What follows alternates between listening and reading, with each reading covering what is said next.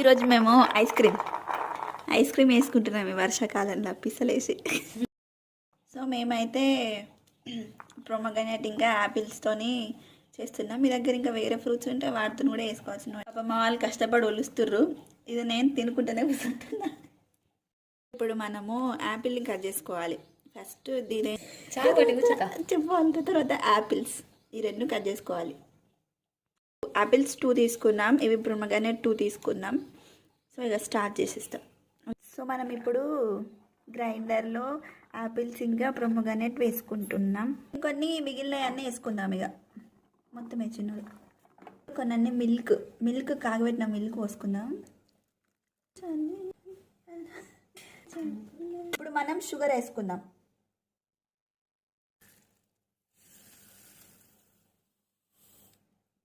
ఇప్పుడు ఈ మిశ్రమాన్ని అంతా ఒక గిన్నెలో పోసుకోవాలి. మొత్తం తిక్కుంది. డ్రై ఫ్రూట్స్ వేసుకోవాలి.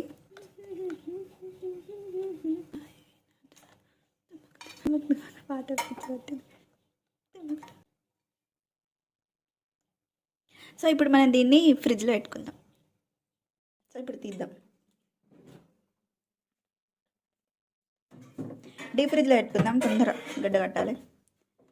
అయ్యా బాటిల్స్ అవి తీద్దాం.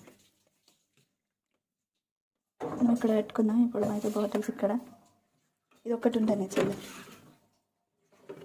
ఐస్ క్యూబ్స్ కోసం ఇలా వాటర్ పెట్టుకున్నాం గాయస్.